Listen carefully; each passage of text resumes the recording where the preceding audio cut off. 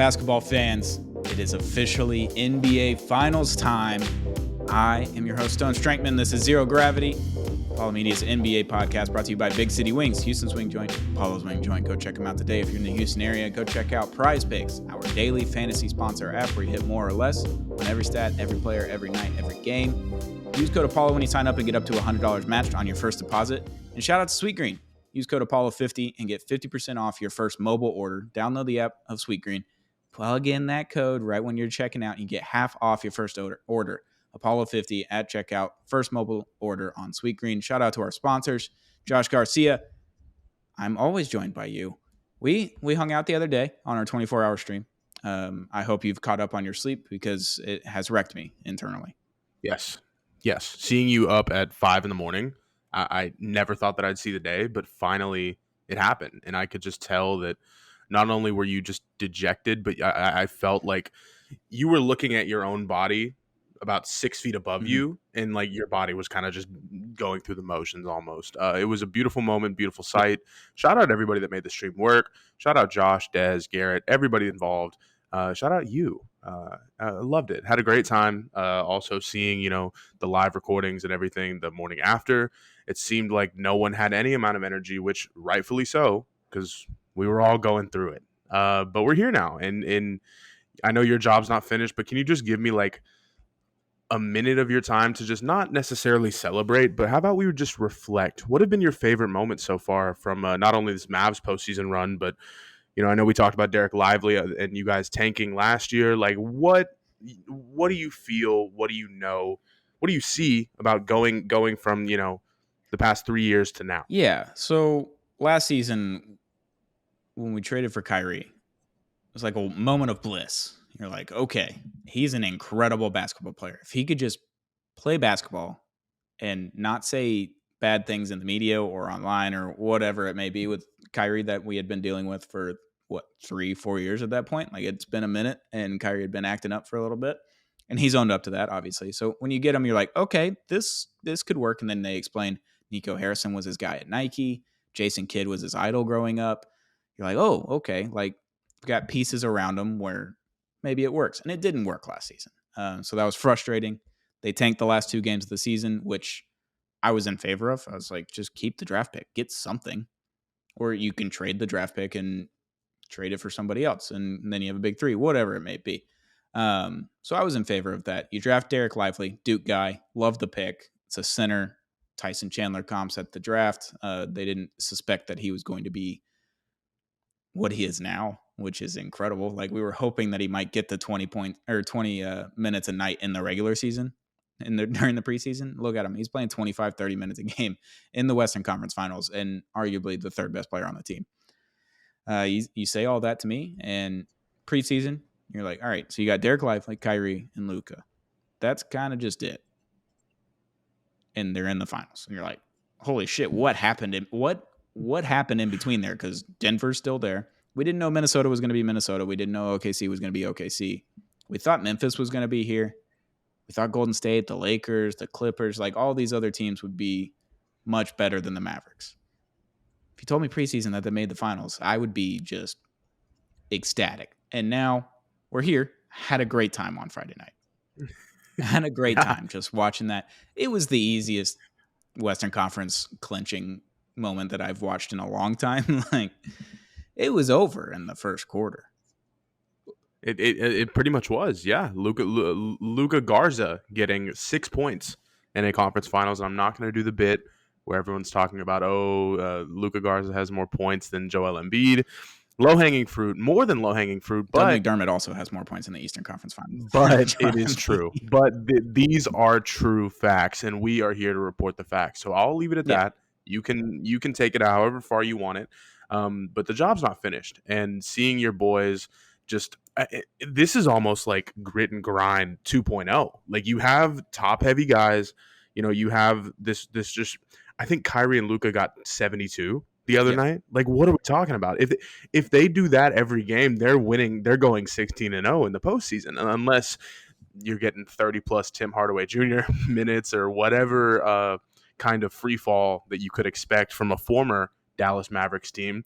But this is the current Dallas Mavericks team, and you are just everyone is just beside themselves at knowing that this is probably the best possible scenario, with, of course, the teams left, obviously, because I don't think anyone wanted to see a Minnesota Indiana or a Minnesota Boston. Uh, Give me somewhat proven. This is also a great thing too. Is, a lot of these guys, other than, let's say, Kyrie, or maybe even like Porzingis has been in the league for almost 10 years, but you're getting a lot of guys who have experience but are not proven in the sense of they don't have a Yep. ring. So this is going to settle a lot of, maybe not debates, but just it'll kind of jumpstart conversations for the future. And when I say the future, I mean 5 years down the line, 3 years down the line, 10 years down the line. Luca could end his career with 3 rings, and I think that that would be a best case Yep. scenario. And I know that we are our brains are so scattered from seeing Tom Brady and Michael Jordan and LeBron. Like, everyone has their own path. If Luca ends up with, like, let's say 4 or 5 MVPs and 3 rings, put him in any conversation with anybody, even like Kareem. And I mean, Bill Russell, sure, this is a totally different conversation, totally different era, but this is going to be huge for not only us who are consuming the league, fans like you as well, fans like me as well, but seeing Jason Tatum just be that close and just fumble it all away. I am manifesting that so hard. It's not even funny. Yeah. So game 5 in Minnesota, Luka starts off like 2 for 3, or no, he starts 4 for 5, 5 for 5 from the field with 12 points, and I'm like, all right, this is good. This is a good thing happening right now. Then he hits a 3 from the logo. Like, fights over the screen. He gets the screen. He goes around and he just pulls up from the logo. Like, not where his heels are touching the logo. His toes are in the logo. Like, full foot in that Minnesota logo. Pulls it up from 3, drains it, and I'm like, all right, this one's over. Like, over. And then at the end of the first quarter, he does the same thing. Goes around the screen. Then he just goes to the 3-point line and pulls up out of nowhere. Like, he doesn't pull up fast threes, like a fast break kind of three. It was a fast break, but it had a pick at the half court line. Kind of just runs up to the 3 and drains it. And that's his 20th point in the first quarter. I was like, I don't have to worry about this game anymore. Kyrie has 4 points, and I'm not worried a lick. Like, it was the No. most easy game that I've watched in the playoffs so far. Obviously, they had the blowout against the Clippers, and I think it was game 4, and that felt good, or game 5, whatever it was. And like, that felt good, but this one was the easiest. Like, they were up 36 at one point. I mean, Anthony Yeah. Edwards now has a Chris Paul video on YouTube. Anthony Edwards hits a huge 3 to cut the lead to 29. That's cool. Yeah, no, it was an easy win. Boston had a relatively easy win in the last game as well. Like, we've got the 2 best teams in the NBA playing in the NBA Finals, and Yes. that's not like me being a Mavericks fan and putting that onto someone. If you look at the records post trade deadline, the 2 teams with the best records were the Boston Celtics, and right behind them were the Dallas Mavericks. They were like 3 or 4 games off their win total, but like comparable records post trade deadline. 2 best teams, the 2 hottest teams, the 2 most deserving teams. I mean, look at the run that the Mavericks are on. They beat the number 1 seed in the West. They beat the number 4, I think it was the number 4 offense in this league on offensive rating in the Clippers, and they beat the number 1 defense in Minnesota. It's a hell of a run. Hell of a run in the Yeah. West. In the West, where it's cannibalized. Everyone can win. Everyone can beat each other. And it's terrifying and it's hard. And Luka obviously was hurt in the first 2 rounds, a lot more so than he was in this round. They weren't as physical with him. So I think he was able to heal up a little bit. And now we got 6 days off. We're recording this Saturday, June 1st, heading into finals week. But yeah, the Dallas Mavericks, they win. And you could tell that they were happy on the sideline when the buzzer sounded at the end of the game. But it looked like everyone's like, okay, that's over. On to the next. And that was my favorite part. Because if you get really excited after just winning the conference title, you're like, goals might have been not in the right spot here, boys. But Yep. Luka was smiling, but that was about it. And they had a good time in the locker room afterwards and whatever. But you could tell that job's not done yet. So I'm excited for next week. I'm anxious is the word, because it's so far away that we got a full week off of basketball before the next game. But yeah, I'm excited. It's going to be a fun NBA Finals. Um, you said it yourself. A week with no Luka Doncic playing basketball. That I feel like on my end that could either be the recipe for success or the biggest Yeah. failure. Keeping your guys in shape, healthy. This is you know what the Timberwolves did last round when they were working out after their Game 7 win. I feel like Dallas kind of needed that. I don't know what exactly is going to go down over the next week. I'm sure that we're going to get a lot more promising reports. Any guys that are injured, any guys that are hurt, I want to see a fully healthy series for both guys or for both teams. But just thinking like off the top of my brain, like PJ Washington Jr., and I know people have said this, but PJ Washington Jr. and Daniel Gafford being on essentially the two worst teams in the NBA, give or take, to being in the NBA Finals. And then, of course, what makes the deal just so much sweeter, not only for you, but for other Mavs fans, is Grant Williams just sitting, just soaking in the franchise of failure being the Charlotte Hornets. And I'm so happy for you. I truly am. Will always say the job's not finished, but God damn it, just enjoy it, man. Feel this. This is Yeah, awesome. no, it absolutely feels good. And I was brought back down to earth last night with the Dallas Stars in game Yeah. 5. They're down, I guess, 3-2 now. So on the brink of elimination there. So I got a little bit humbled, and then I'm right back in it today because Real Madrid won the Champions League. So I'm Oh, on a here we heater, go. boys. Um, Whatever. but with the finals, we're not going to preview it too much. We're just going to say some things. You have the Kyrie versus Boston. You have Kristaps Porzingis versus Dallas, and you have Dwight Powell versus Boston. People are saying it's the Yes. Dwight Powell Bowl. The Dwight Powell. People forget he was in I the love it. Rondo trade to Dallas. Yes. People Yes. forget. Wow.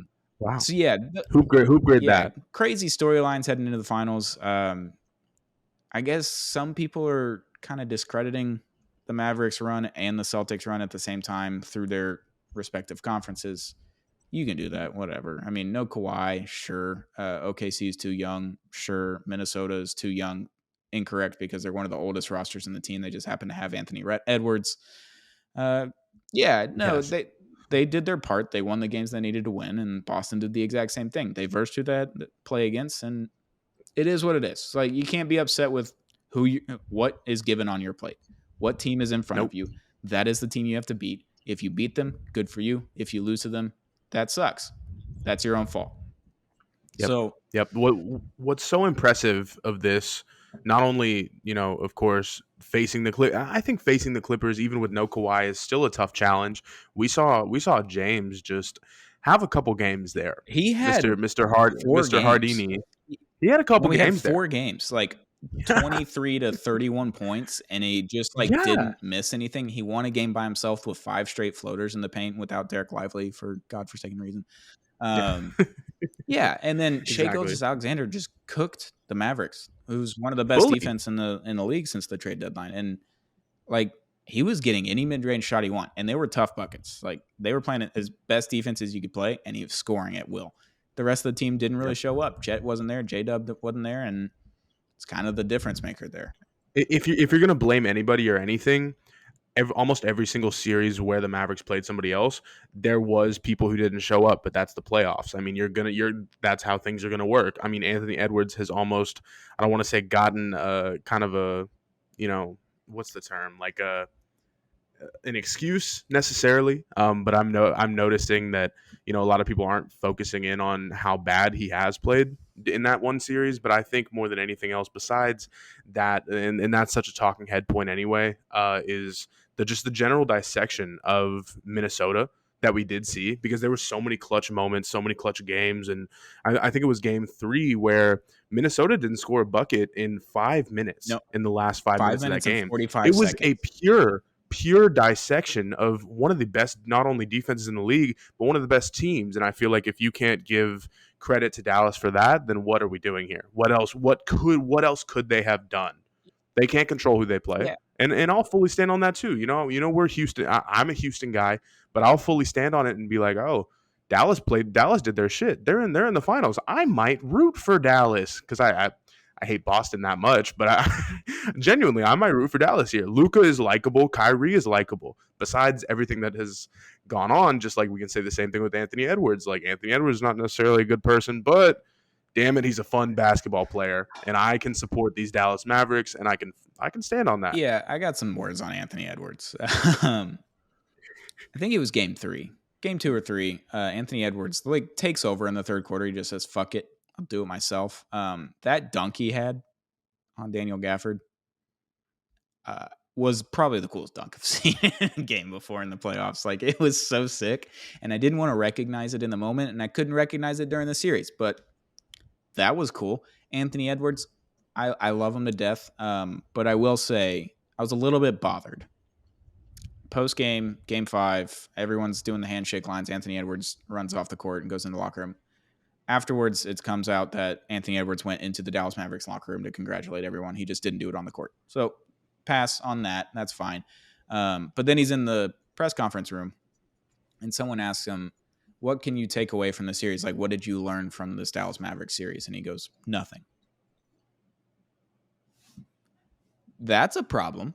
If you didn't learn a single thing from that series, that could be a really big problem come next playoffs when you got to play the Dallas Mavericks again, or the Clippers, or the Memphis Grizzlies, who are going to come back at full strength. Like, the Rockets may make a move and may be incredible next season. We don't know. Like, the Spurs, Wemby's on his way. Just give him another 2 years. You're fucked. You're fucked because you're in a worst. You're in one of the worst financial situations in the NBA because of Karl Anthony Towns and Rudy Gobert's contracts with yours. Naz Reid's contract too. Like, he's under contract through 2025. Like, you're just salary capped all the way. Like, your team's set unless you make one trade with Rudy or Cat. I need to talk about Rudy Gobert in a second too. Yeah, it's just like, how do you know? Like, just say something like, I picked up some things and I'll take it into next season and we'll move on from it. Like, that would be an incredible answer. Just answer the question. Don't say nothing, and then don't walk off the court during the handshake land. Like, I thought that was weird. And obviously the Bad Boy Pistons did it to the Celtics, I believe, or maybe it was the Bad Boys Pistons did it to the Bulls when Jordan finally beat them. They walked off the court when they lost. So it's happened before, but I thought it was weird because everyone else on the court, even Rudy Gobert, stayed in the handshake line, and everyone on the Mavericks hates Rudy Gobert. Slapping Derek Lively in the face after already getting a tech is the weirdest fucking thing. How did he not get tossed from any of the games? Nut shots on Derek Jones Jr. every single game. 5 times. 5 times he hit nut shots on Derek Jones Jr. once every game. I don't know how Rudy Gobert was in any of these games. I don't get it. I don't get it. I don't get it. Top to bottom, look, top to bottom, this Mavericks team just immediately I was like, oh, this team is not deep. Like, when we had this conversation post deadline, I was like, yeah, sure, they won, and like I said, I'll stand on that too. I fully thought that this team, there's only 8 players on a team. What are the other 4 to 6 guys going to be doing? But when you're in a playoff scenario anyway, I should know this because I'm so used to the Rockets in their run in the mid to late 2010s. Like, we only run 8-man rotations, maybe 9, maybe 10. If you want to put, let's say, Gerald Green in for a spacing issue or a shot that he needs to put up or anything. Like, this team has become so deep on such like a short level where you're seeing Derek Jones Jr. not only get like really good minutes, but he's impact player, having standout performances. And like, this is what, the 6th guy off your bench, the 5th guy off your bench. Like, this is insane, dude. Like, and I'm kind of proud of you all just for not really putting Tim Hardaway Jr. in much. I wanted to talk about this. I'm so happy. Please go ahead. Talk about this. Jason Kidd's head was on a chopping block post deadline. They had lost 5 out of 6, including one against Boston, where the Boston just blew their doors off in Boston. Everyone was calling for Jason Kidd's head. I was slightly biased. Was Nick Angstead from Locked On Mavs was like, everyone was like, okay, this is it. Like, we saw what happened last season with a team that was relatively the same, and then you added Kyrie and lost way more games and didn't make the playoffs, where you made the Western Conference Finals the year before. And then you have this run post-deadline where you looked like an incredible team. And all of a sudden, you go lose 5 out of 6. You're like, okay, well, it's time. Kid, it's over. What a turnaround. What a turnaround. Tim Hardaway Jr. is your 3rd highest paid player on the Dallas Mavericks. Probably, and he's like one of the most veteran guys on the team. Like, he's 30 years old, 29 years old, whatever he is. Like, he's played a lot of NBA basketball. He makes a lot of money. Most owners are going to just say, play him. I don't care. He makes too much money. You can't not play him. Jason Kidd played him like 8 minutes this series total. 5 minutes in one game, Yeah. like 3 minutes in the other, and then just did not play the rest of the series. Did not play him the last 3 games, I think. Incredible choice because Jaden Hardy is doing exactly what Tim Hardaway Jr. was doing, but so much better. There's less turnovers. There's less terrible plays. Like, he plays better defense than Tim Hardaway Jr., which is not a high bar. Like, because Hardy's not good at defense. Let's be real here. Like, you put him on the court with Kyrie and Josh Green, and you're like, that's not a lot of defense on the in the backcourt there. And then you're relying on Josh Green to just run like a chicken with his head cut off. Like, and it works. It's working. And it works. Like, yes. Hardy put up 7 points in that game 5 and hit that big 3 where Minnesota was on a run. I think it got down to 21 points. And they're talking a lot of shit. They took the timeout, and then Hardy goes down and just drains a 3 in the corner and didn't even celebrate. He's like, just another day in the NBA final, or going to the NBA finals. Not a big deal. It's fine. We're good. Yeah. Josh Green making like game-winning, game-sealing defensive plays. Like, this is exactly what you want out of a rotation, and it leads back to my point of this team isn't deep until it is, and right now this is the deepest team in the NBA. Like, the Celtics are very top heavy. You can't be having Luke Cornett have minutes, Peyton Pritchard, etc. Is Sam Hauser still on that team? Yes, probably. Very alarming when you have 3 white dudes in a 10-man rotation. Don't like that. But they get superpowers for playing for the Celtics. Exactly, and when they're all on the court at the same time, when it's a white majority, I'm just saying they released the inner demons of Satan. Yeah. Yes. Yes. What happens? It just comes out of the leprechaun at the center court. Yeah. There it is. Yeah. Shout out the Celtics, because not only is Al Horford going to be, there's going to be 3, let's say conservatively 2 Al Horford games. Guarantee that Al Horford's going to score 20. He's going to lock down defenders. It's going to be awesome. But think about it. It's going to lead to an even better series for us. I know you're going to want to be in and out of there in 4 or 5 games. No, that's not. But you're going to see. That's not. You're going to see Al Horford. You're going to see Al Horford go fucking berserk. And it's gonna happen. I'm sorry. I let me be the first to put it on record. I'm curious what Al Horford is able to do, and it depends what Kristaps Porzingis does. Like, if Kristaps is there, then Horford will have a game, because you're not going to play Lively, Maxey, and Gafford all at the same time. You're going to play 2 of them max when you're closing, but probably not. So yeah, in that case, Horford would have a couple of Horford games, sure. But if Porzingis is out, which we don't know, he's got another week of rest. It'll be 38 days. I was listening to Locked On Mavs. It's going to be 38 days, but since Kristaps Porzingis has played a basketball game since straining his calf, if he plays in game 1. That's a lot of time to not play basketball and not be in game shape. You haven't played in the playoffs, really. Like, are you into playoff speed? Like, are you going to be able to do that? I don't know. Derek Lively is just incredible at defense, and I would think I would do a lot of things for him. I would die for him. I'd buy him a house if he needed it. I'd give him shelter. I'd buy him food. I'd babysit his dog. Like, I'll do whatever for Derek Lively. Anything, everything. Okay. Okay. He's like the 3rd most important player on the Mavs. I don't disagree. I just think that your sentiment is very funny, and I think that you're coming from a place of genuine not only love but support, and we need more of that in this league. In a league of toxic talking heads and podcasters, Stone is just levels above the rest, and we can see that with your words. I just do what I can for the community, and shout out Derek Lively. You've saved my life, literally. There it is. But yeah, it's going to be interesting because it depends who the Celtics have healthy, and it depends who the Mavericks have healthy. Obviously, Max Kleber had missed like a series and a half, basically, almost 2.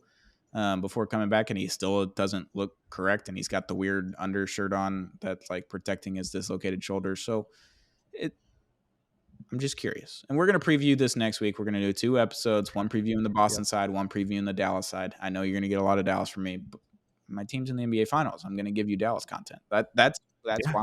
Yeah, we just gave you a mini finals preview right there. That now you have to watch the other 2 that we're going to do. We'll get in mandatory viewing, much more detail, many more stats. We'll be much more prepared for that one. This one was just kind of off the cuff, talking about the 2 teams that have made it, and mainly the Dallas Mavericks because they closed it out like 4 days after the Celtics did. It took forever to get 5, but there it is. Yeah, I'm just excited. NBA Finals.